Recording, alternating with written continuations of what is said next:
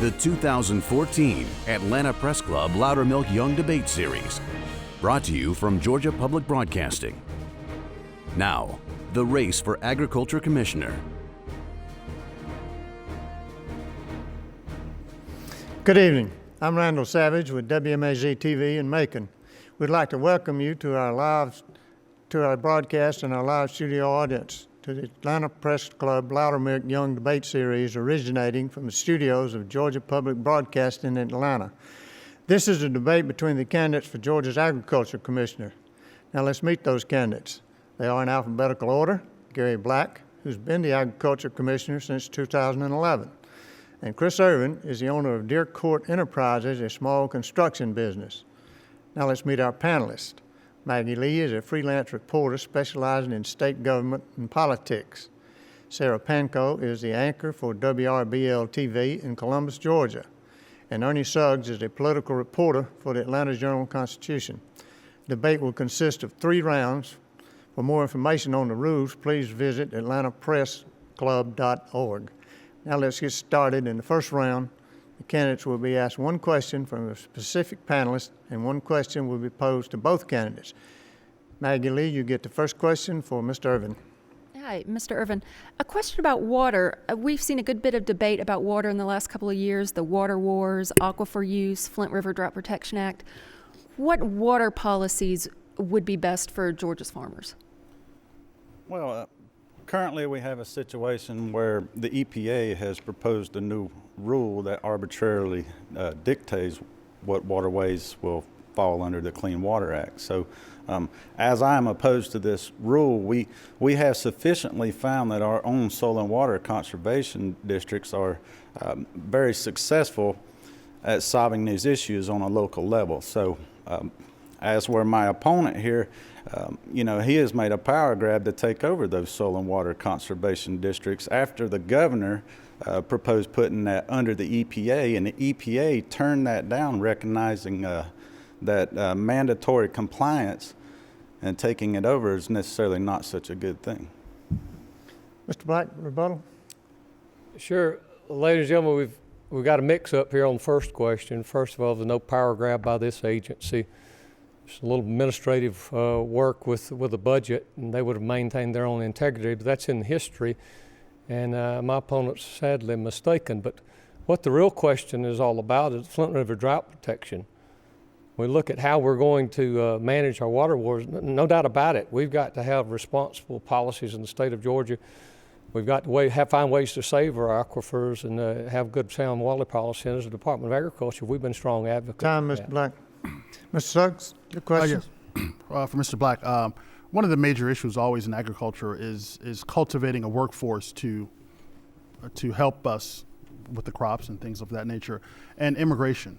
Yes. So I'm wondering if there's any kind of policies that you're particularly interested in or have any ideas about how to make it easier to cultivate that workforce, that immigrant workforce, to make it easier for them to come in to do jobs that we don't necessarily want to do. Ernie, absolutely. And I tell you, when you look at ladies and gentlemen, one of the critical issues we're facing in American agriculture is having enough legal people to work. And I think that's what, when we look at Georgia farmers, they will tell you that if I can find local folks who will be sober and show up on time and have the skills necessary, they'll hire every one of them.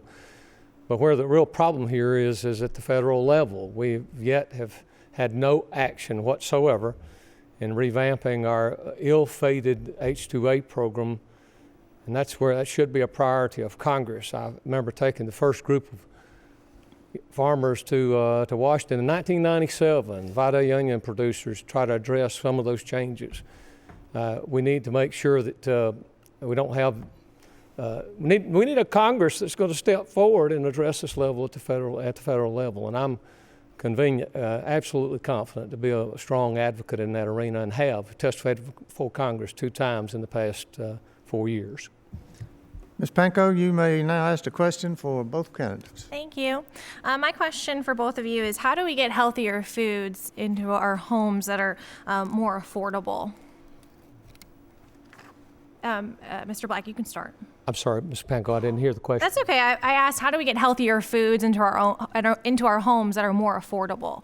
Well, I tell you, that has been a big priority through our Georgia Grown program, and I think, ladies and gentlemen, we're finding that there's nothing more stronger in the marketplace than the local market. I tell you, we've got local producers serving our schools. We've been working very closely here. One way to get those students through our Feed My School for a Week program, working with schools to find connections between local farmers and the schools, and we've got staff now that are teaching schools how to access those products on a local basis. I am convinced that as we move forward, Georgians are seeing the connection between their food and national security in a greater fashion than ever before. And if we can produce those products locally, make sure we've got good research at our land-grant universities to make sure farmers are equipped for the future, we'll have a good, sound food system for the next generation. Mr. Irvin, your response? Yes. I think that farmers need to diversify a little bit, not only to improve cash flow, but also for us to invest in methods of farming that have not only been proven to promote profitability, but also high yield on smaller footprints, conserving water usage that we have. Now, I'm not opposed to new technology when we start talking about drought-resistant crops and new strain and agriculture developments, but the recent ALS ice bucket shows that Americans are searching for answers, and some of these chemicals that we are using right now, spraying on crops and that are being ingested by livestock, have definitely got to be a concern. So I think one of the best avenues that we can do is recognizing these diseases such as Lou Gehrig, Hodgkin's lymphoma, and the other cancers that should be a concern of people. And so, I know we're dependent on row crops, but it's definitely a necessity that we also method in new ways of farming also. That concludes the first round. Each panelist will now ask one question of each other. Each will have 30 seconds to ask the question, 60 seconds to respond, and 30 seconds for rebuttal. Mr. Irvin, your question for Mr. Black. Thank you. Recently, our onion growers felt the strong arm of government being forced into their lives. Democracy was forgotten, and the Senate was bypassed, and Mother Nature was overruled by bureaucracy. My question is for Mr. Black is, if you're going to continue to serve the farmers of Georgia, can they expect much more government expansion into their daily lives? Well, Mr. Irvin, what you're going to find is this department is going to be responsible, and it's going to fulfill its responsibility under law. Where you've missed this whole thing altogether with the Vidalia onion whole issue here is that we've been working with farmers the last 2 years because farmers know there have been a problem with early season onions. They know there have been pressures from outside to get onions to season into market earlier and earlier, and then we find out we have a damaged product. What we have is, with the state of Georgia, we own the trademark for Vidalia onion. We are required by law to defend that trademark at all costs, and that's what we've done. We sat down with a group of growers. We find out their opportunities, what they think was the best opportunity to serve this industry moving forward. And our packing date was very successful this year. And that's what we expect to do, is continue to have those type of policies that take input, but yet we're going to fulfill our responsibility and defend the trademark for the Vidalia onion and all other responsibilities we have. Mr. Black, now your question for Mr. Irvin. There's not a rebuttal on that? It's got a rebuttal. Go ahead. Thank you very much. Now, I'm fully aware of the trademark that was started under the former commissioner. I'm also aware that when the United States Department of Agriculture grades our onions number one, that our farmers are allowed to ship. So, when we look at this government expansion, we also have to understand that this is necessarily not the case. So, if trademarks are so important, then why right now are you using my tax dollars in the Georgia Grown program on votegaryblack.com and at campaign fundraising events on your own person? Is this democracy or is this something else? Time, Mr. Irvin. Mr. Black, you may now ask the question of Mr. Irvin, and you were foaming at the bit to respond, so combine the two. Actually, what I want to do, what you just said is false. It's patently false. Let's get on with the issues. The issues are this. Abusing taxpayers' money is a huge issue. Just a moment, sir. President Obama signed the food quality, FSMA, Food Safety Modernization Act of 2011. I'd like to know what your impressions are of that law. Well, I know that there's a lot of refuge in attacking the president. I think this is a refuge for scoundrels. So, I don't have an opinion, and I'm not going to sit here and talk to this public and look at this camera out here, when it comes in reference to the president. You're not running against the president. You're running against me. Mr. Black, you have 30-second rebuttal. You have no response to the implementation of the Food Safety Modernization Act, the critical issue facing Georgia agriculture, Georgia produce farmers. We've been fighting these issues for the last 4 years to make sure that they're sound, make sure that it's not an overreach of government. But here's the critical issue. Critical issue, ladies and gentlemen, they're implementing policies that are holding domestic producers at a higher standard than those of imports. I want to make sure our domestic producers are not held at a disadvantage, and I'll continue to fight these issues. If you're just joining us, this is the debate between the candidates for Georgia's Agriculture Commissioner. We'll now go to our third round and final round. In this round, our panelists will question the candidates until we run out of time. Ms. Lee, you get the first question to either candidate. Sure. To both of you, what, if anything, do the department and Georgia farmers need to do about climate change? Mr. Irvin? Well, I think agriculture has always been proven to solve some of the issues that we have when it comes to dependency on, fossil fuels and also conservation and water. So, I think that by investing and partnering with the universities and increasing funding, which is provided under the Farm Bill, that we can continue to address the issues that are going to face us in the future. Water is definitely going to be our hugest challenge.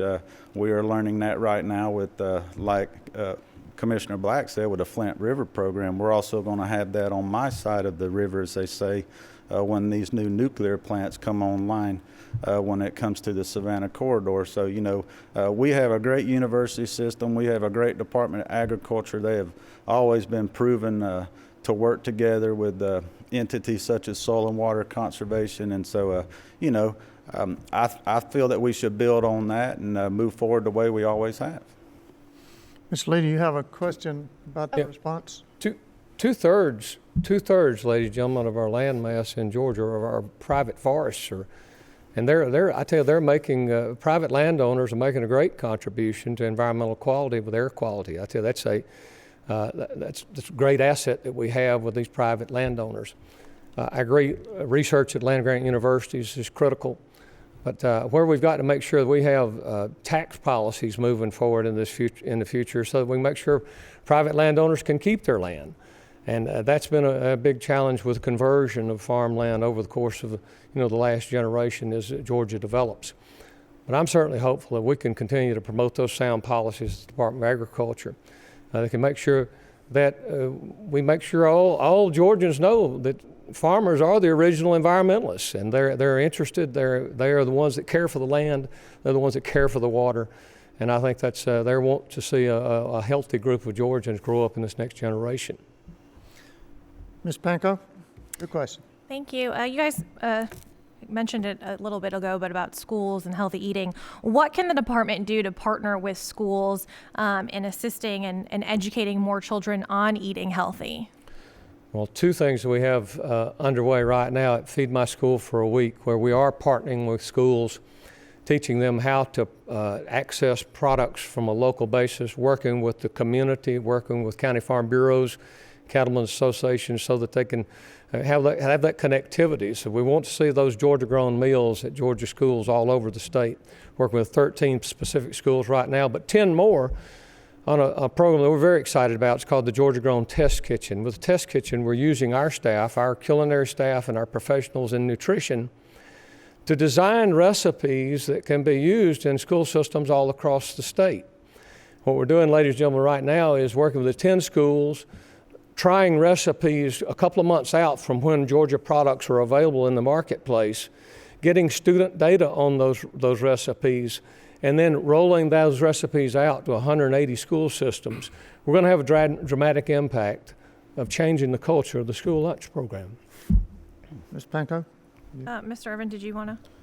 Well, I agree with the commissioner. You know, we've partnered with the National Farm to School program, so there's no real need in reinventing the wheel. So, you know, definitely I'm a new father of a 2-year-old, and so, you know, as a new father, it's definitely important for the nutrition of my child. And these methods of working with our local farmers, not only analyzing what they can provide to the community, but build on that, you know, is definitely what we need in our schools because, you know, when I was growing up in school, I can't say that I ate so healthy in school. So it's very exciting to know that we have made these partnerships, and we're definitely moving in the right direction. Definitely with local farmers tend to be more in-house, organic, and less processed. So I think it's a move in the right direction, no doubt. Mr. Suggs? Oh yeah, Mr. Black, I want to talk to you about management, or actually about management. And I know you manage a large department, but it's been hit with some, you know, quite frankly, some partying issues with state vehicles, skinny dipping. What does that say about your office? What does it say about you as a manager, as having not been able to rein in these type of activities that are happening within your department? That have been happening within my department. Management, like what? Please explain what you're Well, I asking mean, me. the fact that these are happening, your employees, your office, this is happening in your office. What is happening in my office? That's what I don't understand. I can what you're answer asking. the question. No, you don't need to answer the No, I question. mean, I'd like to hear the you have question. employees who are using state vehicles, they're skinny dipping. Yeah. Tragic. Absolutely So how do you tragic. manage that? Absolutely tragic, no doubt about it. When we found out about this, it's a very interesting thing because it's 2 senior members, ladies and gentlemen, of our leadership team. When that goes on, it is devastating to an organization. But what we did act is within 48 hours, those senior men, after getting all the facts, those senior members of the management team were gone. They were vacated their offices on the morning, that Saturday morning. We'll not tolerate a lack of integrity in our department, and I'll defend that record every step of the way. For me, Yes. as a 48 hours has been shrunken because No, you do Was it- not get a rebuttal, Mr. Suggs. You get, he's asking the question of both candidates during this round. Yeah, I would like to hear his. Thank you. Okay. Yeah. That's the rules of the debate as far as I read them. Now, it didn't take 48 hours. According to the 57-page report right here, if Mr. Black needs to read it, it took nearly 6 months, you know. And what happened was it was your senior officer under his guidance in his own cabin where they engaged in what is in this document is described as a fraternity-like atmosphere. And damage to that vehicle was done by that senior officer. Now, this is 50 individuals. And then not 14 of those people ended up skinny dipping, polluting our Lake Blackshear. And I know this is funny, but it took 6 months for you to do anything about it. And there are some questions about an individual that didn't have a prior criminal record. So I would question the hiring practices and the leadership within the Department of Agriculture, because the former commissioner, it wouldn't have took 6 months. It would have took 6 seconds to take care of it. Yeah, let's don't go there. He's not running for commissioner. You are. I've managed this department with the utmost of And you've integrity. disgraced it. In 48 hours, ladies and gentlemen, after gathering all the facts, those senior officials were dismissed. Yes, that's a product of my inspector general, not anybody from the outside. 6 months. I will stand on its integrity. Ladies and gentlemen, that's what the taxpayers of the state of Georgia deserve. That's what we've been doing in all areas of management to get this department and restore the integrity that it desperately needed. It's highly disappointing. Ms. Lee, your question. Sure. Over the last couple of years, we've seen bills in the legislature that would allow horse racing and betting, and we're going to see more bills like that in the future. For both of you, what are your thoughts on allowing a horse racing industry here with gambling? I guess we'll start with Mr. Irvin. Sure. Growing up in my youth in a service station, you know, I saw a lot of abuses of gambling with poker machines. I also saw the development of the lottery system, and also some troubles I fought, you know, that fell with that I noticed, you know. Now, I understand how big of an industry it could be, and I know how many jobs that it could provide.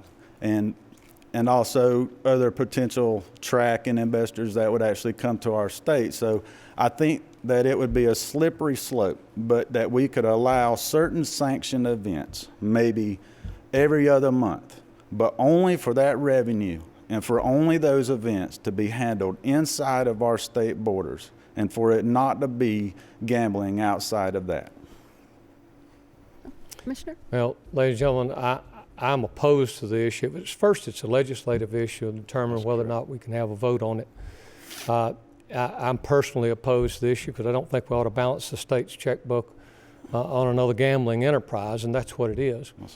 But one of the other concerns that I have, if the voters choose to vote for this, one critical element here is going to be what's the relationship with the Department of Agriculture, and will the Department of Agriculture have adequate resources for animal health, working with the equine industry?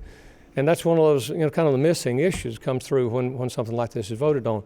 It's easy to vote for it if we're going to get it, and then we have the hoopla surrounding the issue.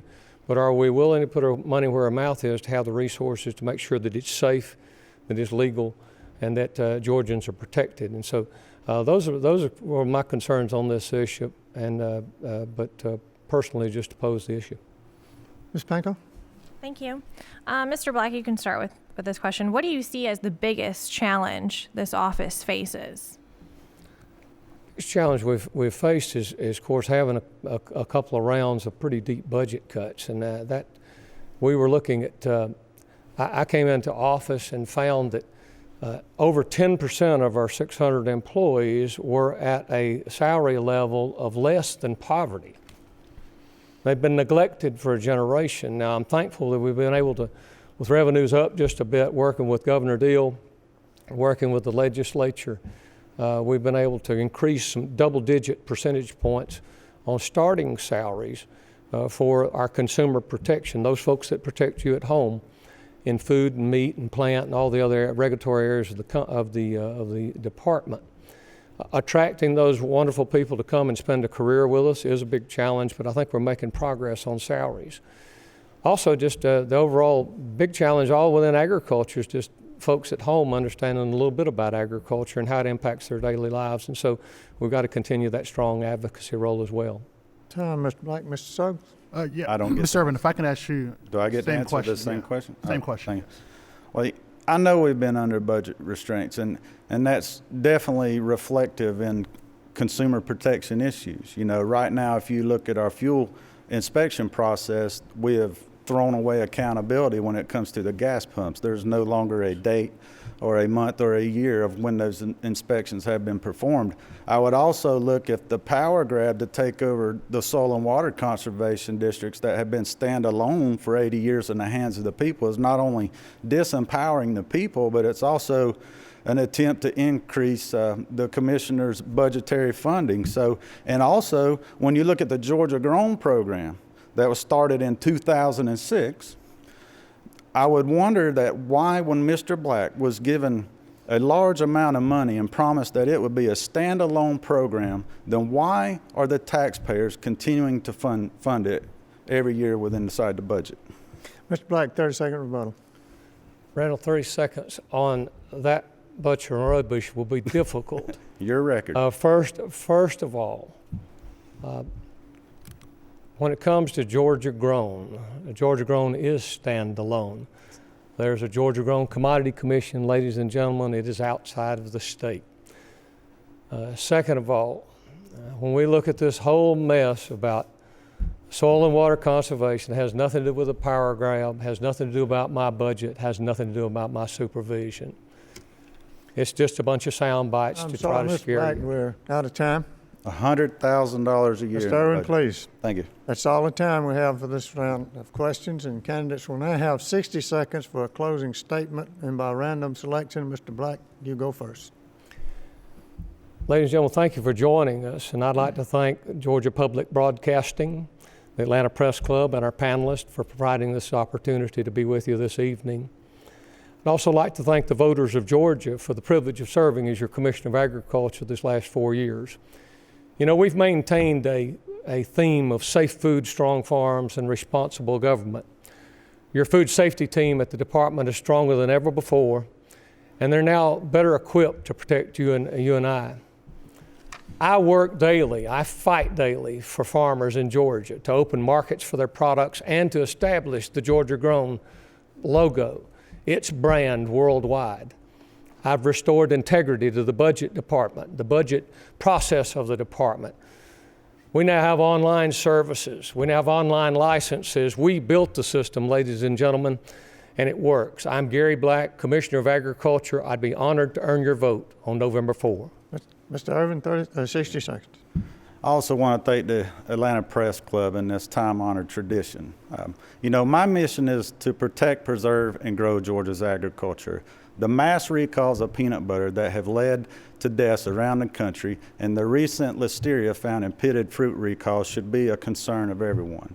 Government expansion into the lives of our farmers and strong-arm takeovers of our soil and water conservation districts reflect poor leadership. If unsafe food, strong-arming our farmers, and disempowering our citizens is responsible government, then I think we need to change course. Now, I feel that our farmers have been left out to pasture, and personally, I want to bring them home. We cannot forget those who have raised the barns, tended the herds, and plowed the fields that have made Georgia's agriculture the powerhouse it has become today. And we cannot afford to make agriculture a partisan issue. So I'm Chris Irvin. I'm asking for your vote this November the 4th. That concludes our debate. We'd like to remind all voters that the general election will be held Tuesday, November the 4th, and early voting starts tomorrow. Thanks to the candidates and to our panel of journalists. We'd also like to thank the Atlanta Press Club for arranging this debate. For more information about the Atlanta Press Club and all the debates they are hosting this election season, visit Atlanta Press Club. Goodbye.